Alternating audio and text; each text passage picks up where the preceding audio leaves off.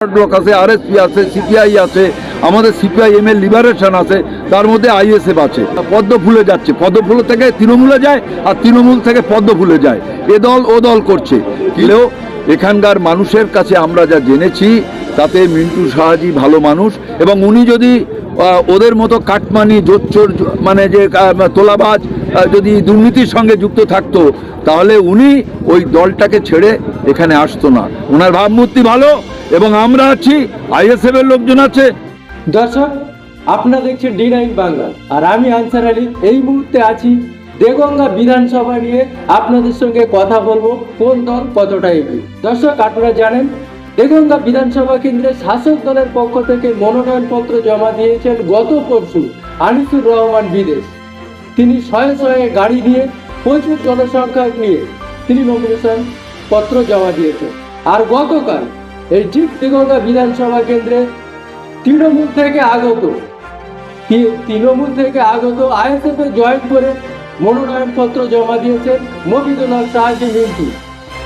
দেখা যাচ্ছে কালকের বারাসাত ডিএম অফিসে শুধু মানুষ মানুষ আর মানুষ, এত মানুষের উচ্ছ্বাস। ভোট মেটার আগে বা ভোট দেওয়ার আগে এক প্রকার আইএসএফেরা তারা দলীয় প্রার্থীকে নিয়ে একেবারে যেন বিজয় উৎসবে মেতে উঠলেন। সেই সঙ্গে ছিল দেগঙ্গা বিধানসভার সিপিএম এর যেসব সমর্থক বা কর্মী ব্যক্তিরা আছে তারাও সশরীরে উপস্থিত ছিলেন মিন্টু সাহাজির সঙ্গে। গতকালকেই দেখা গিয়েছে একদিকে উত্তর চব্বিশ পরগনার সিপিএম এর রাজ্য সম্পাদক আহমেদ খান, তিনি তার এক পাশে নারায়ণ দাস এবং সেই সঙ্গে পাপড়ি দত্তকে বসিয়ে নিয়ে ঠিক এই জোটের বার্তা নিয়ে এই মিন্টু সাহাজিকে ভোট দেওয়ার আহ্বান জানিয়ে ঠিক কি বলেছে দেখুন বিস্তারিত ভিডিও। প্রথম সঙ্গে 2021-এ ভোটার প্রার্থী হিসেবে আমরা ছিলেন নওশাদ সিদ্দিকী। এইটা নতুন, আমরা 2021 সালে একসঙ্গেই পশ্চিম বাংলায় বিধানসভায় লড়াই করেছিলাম। মাঝে লোকসভা নির্বাচন হয়েছিল। আমি আগেই বলার সময় বলছিলাম অনেক দল নিয়ে যখন একটা বোঝাপড়া হয় তখন তার মধ্যে তারা যা দাবি করে সেগুলো ঠিকভাবে না হলে সবাইকে তো সন্তুষ্ট করা যায় না, তো বোঝাপড়া করে সবাইকে বোঝাপড়া করে নিতে হবে। কিন্তু 2024 সালে লোকসভায় সেটা আমাদের সঙ্গে হয়নি। কিন্তু আবার যদি দেখেন উপনির্বাচনে আমরা আবার এই হাড়োয়া বিধানসভায় যে উপনির্বাচন, সেখানে আমরা বামফ্রন্টের পক্ষ থেকে কিন্তু আইএসএফকে সমর্থন করেছিলাম এবং আইএসএফের সঙ্গে ফ্রন্টের আমাদের বিশেষ করে সিপিআইএমের দীর্ঘদিনের যোগাযোগ 21 সালের পর থেকে বোঝাপড়া ঠিক আছে। এবং একটা দল আমাদের যেমন তৃণমূল কংগ্রেস তো দেখতে পাচ্ছেন যে আজকে কত পদত্যাগ করছে, তাদের 74 জন এমএলএ বাদ দিয়েছে, তাদের সমস্ত বিভিন্ন জায়গায় তারা পদত্যাগ করে তারা হয় ওই পদ্ম ফুলে যাচ্ছে, পদ্ম ফুল থেকে তৃণমূলে যায় আর তৃণমূল থেকে পদ্ম ফুলে যায়। এ দল ও দল করছে। কিন্তু আজকে আমাদের যে বামফ্রন্ট, ধরুন এখানে সিপিআইএম আছে, ফরওয়ার্ড ব্লক আছে, আরএসপি আছে, সিপিআই আছে, আমাদের সিপিআইএম এর লিবারেশন আছে, তার মধ্যে আইএসএফ আছে। আমরা কংগ্রেসকেও চেয়েছিলাম, আমরা বলেছিলাম যে এই যে 15 বছরের যে রাজত্ব গোটা পশ্চিম বাংলাটাকে শেষ করেছে, এখানে সাম্প্রদায়িক সম্প্রীতি বিনষ্ট হয়েছে, এখানে ছেলে মেয়েদের চাকরি নেই, শিক্ষা ধ্বংস হচ্ছে, স্বাস্থ্য ধ্বংস হচ্ছে, দুর্নীতিতে ভরে গেছে। সুতরাং এদের সরাতে হবে। মানুষ চাইছে, মানুষ, তাহলে আমরা আসুন সবাই মিলে করি। কিন্তু কংগ্রেস তারা এলো না। বাকি সমস্ত দলগুলোকে আমরা নিয়ে বসেছিলাম। এখন প্রত্যেক দলের তার নিজস্ব কিছু কিছু দাবি থাকে যে এতগুলো সিট আমাদের দিতে হবে।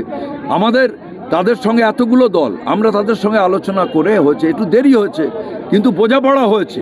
যদি কোথাও এখনও না হয়ে থাকে আমরা চেষ্টা করছি যে তৃণমূল কংগ্রেসকে হারাবার জন্যে, বিজেপিকে পশ্চিম বাংলা থেকে উৎখাত করার জন্যে বিজেপি এবং তৃণমূল বিরোধী যত শক্তি আছে আমরা নমিনেশন দেওয়ার আগে পর্যন্ত চেষ্টা করব।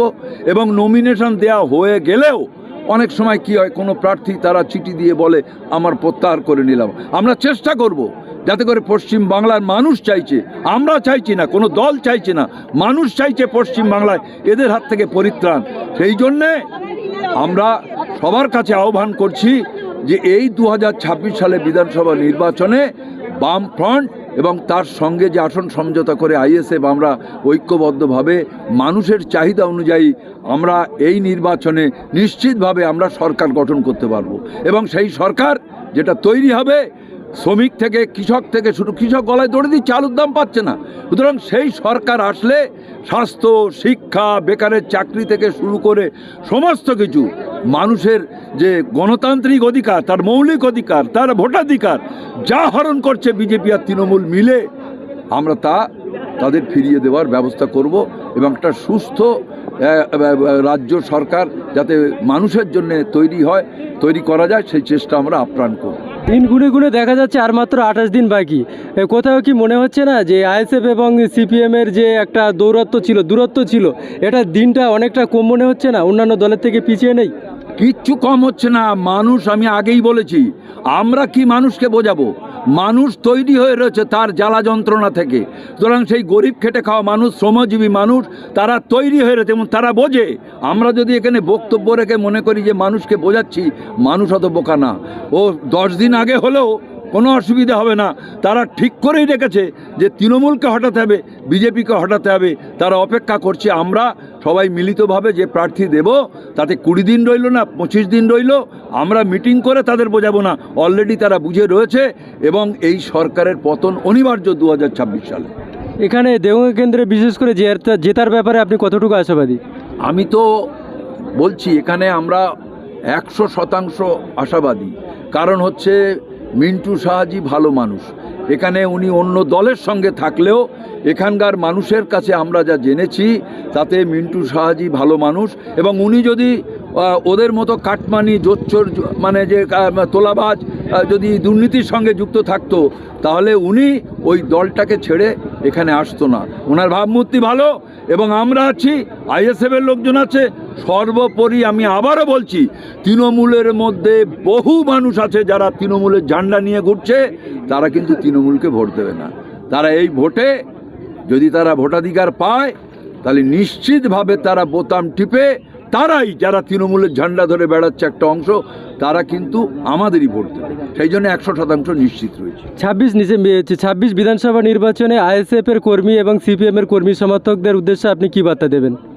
এই একই বার্তা যে ঐক্যবদ্ধভাবে আমাদের আইএসএফ এবং অন্যান্য, এখানে ফরওয়ার্ড ব্লকও আছে, আমাদের সিপিআইএম আছে বা অন্যান্য আরও, এমনকি আমরা যারা কংগ্রেস করেন, কংগ্রেসের সমর্থক, কংগ্রেসকে ভোট দেন, তাদের কাছেও আহ্বান করছি যে আপনারা নিশ্চিতভাবে, আপনারাও চাইছেন একে সরাতে, কিন্তু কংগ্রেস পশ্চিমবাংলায় আব্দুল মান্নান বলেছে তাদের সেভাবে তারা লড়াই করতে, কিছু আছে উত্তরবঙ্গে আছে, কিন্তু কংগ্রেসের কাছেও আপনাদের মাধ্যমে আমরা আবেদন জানাবো যে কংগ্রেসেরও পাড়ায় পাড়ায় যারা আছে, তারা আমাদের এই যে বামফ্রন্ট এবং বামফ্রন্ট সমর্থিত আইএসএফের দেগঙ্গার প্রার্থীকে কংগ্রেসের মানুষদের কাছে আহ্বান করব যে আপনারা মিন্টু শাহজিকে ভোট দিন। Thank you.